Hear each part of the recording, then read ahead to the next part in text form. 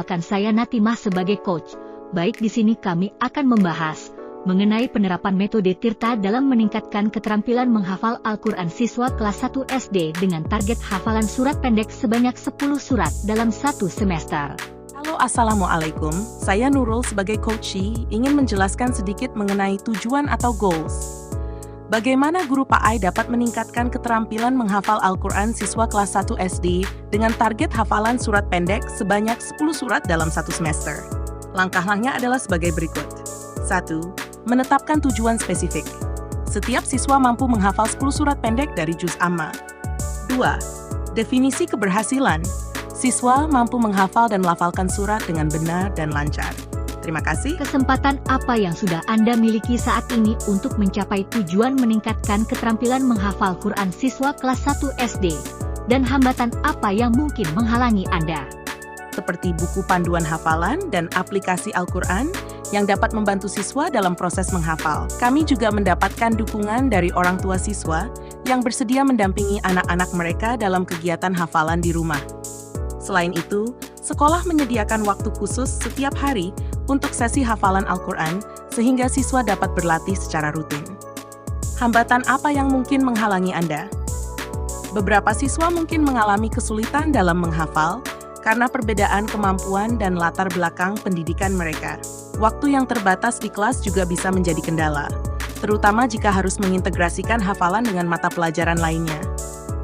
Kurangnya pengalaman dalam menggunakan metode pengajaran hafalan yang efektif bisa menjadi tantangan dalam memastikan semua siswa dapat mengikuti strategi yang akan digunakan dalam kegiatan meningkatkan hafalan siswa ini. Strategi untuk meningkatkan hafalan Al-Quran siswa kelas 2 SD. Menggunakan metode pengulangan harian, di mana siswa mendengarkan dan mengulang hafalan surat yang sama beberapa kali setiap hari. Metode ini membantu siswa menginternalisasi ayat-ayat dengan lebih efektif. Penggunaan audio dan visual. Mengintegrasikan audio hafalan dan video animasi yang menarik untuk membantu siswa menghafal. Sumber daya ini membuat pembelajaran lebih menarik dan memudahkan siswa dalam mengingat ayat-ayat. 3. Pembelajaran interaktif. Melibatkan siswa dalam kegiatan interaktif seperti permainan hafalan, kuis, dan kompetisi kecil yang memotivasi mereka untuk menghafal dengan baik. 4. Dukungan orang tua. Melibatkan orang tua dengan memberikan panduan dan materi hafalan yang dapat digunakan di rumah. Orang tua diharapkan untuk mendukung dan memonitor hafalan anak-anak mereka. 5. Sesi hafalan terstruktur. Menyediakan waktu khusus setiap hari di sekolah untuk sesi hafalan yang terstruktur dan terencana dengan baik. Guru dapat membagi siswa menjadi kelompok-kelompok kecil untuk memastikan setiap siswa mendapatkan perhatian yang cukup. Evaluasi berkala. Melakukan evaluasi berkala untuk mengukur kemajuan hafalan siswa. Evaluasi ini bisa dilakukan setiap minggu atau setiap 2 minggu sekali untuk memastikan bahwa siswa benar-benar menguasai hafalan yang telah dipelajari. Metode mnemonik. Mengajarkan teknik mnemonik atau cara-cara kreatif lain untuk membantu siswa mengingat ayat-ayat. Misalnya, dengan mengaitkan ayat tertentu dengan gambar atau cerita. Leblan. Penggunaan teknologi. Memanfaatkan aplikasi pendidikan yang dirancang khusus untuk hafalan Al-Quran yang dapat diakses siswa di rumah dengan bantuan orang tua. Motivasi dan penghargaan. Memberikan penghargaan atau pujian untuk setiap pencapaian hafalan yang berhasil. Penghargaan ini bisa berupa sertifikat, medali, atau hadiah kecil yang memotivasi siswa untuk terus berusaha.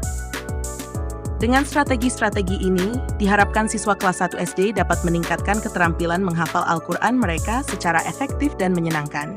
Tindak lanjut setelah kegiatan coaching dalam meningkatkan hafalan siswa. 1. Pemantauan dan evaluasi berkala.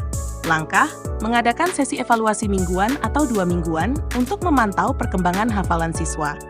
Tujuan, memastikan siswa terus menghafal dengan baik dan mendeteksi jika ada yang membutuhkan bantuan tambahan. Cara, menggunakan format evaluasi yang konsisten, seperti tes lisan atau tertulis, serta pengamatan langsung selama sesi hafalan. 2. Refleksi dan umpan balik. Langkah, mengadakan sesi refleksi setelah setiap periode evaluasi untuk mendiskusikan kemajuan dan tantangan yang dihadapi siswa. Tujuan, memberikan umpan balik yang konstruktif dan mengidentifikasi area yang perlu perbaikan. Cara melibatkan siswa dalam proses refleksi untuk meningkatkan kesadaran mereka tentang kemajuan mereka sendiri dan area yang perlu ditingkatkan. 3. Penyesuaian strategi pengajaran. Langkah, menyesuaikan metode pengajaran berdasarkan hasil evaluasi dan umpan balik. Tujuan, mengadaptasi pendekatan yang lebih efektif dan sesuai dengan kebutuhan individu siswa. Cara, mengubah metode pengulangan, menambahkan sumber daya baru, atau mengintegrasikan teknologi yang lebih efektif. Pelibatan orang tua, mengadakan pertemuan rutin dengan orang tua untuk membahas perkembangan hafalan siswa dan cara mereka dapat mendukung di rumah. Tujuan, memastikan dukungan berkelanjutan dari rumah. Cara, memberikan panduan dan sumber daya kepada orang tua, serta membangun komunikasi yang terbuka dan kolaboratif. 5. Penguatan motivasi siswa. Memberikan penghargaan dan pengakuan untuk pencapaian siswa dalam hafalan. Tujuan, memotivasi siswa untuk terus berusaha dan merasa dihargai atas usaha mereka. Cara, memberikan sertifikat, hadiah kecil, atau bahkan sekedar pujian di depan kelas. 6. Pengembangan kegiatan ekstrakurikuler. Langkah, mengembangkan program ekstrakurikuler yang fokus pada hafalan Al-Quran. Tujuan, memberikan kesempatan tambahan bagi siswa untuk berlatih di luar jam pelajaran reguler.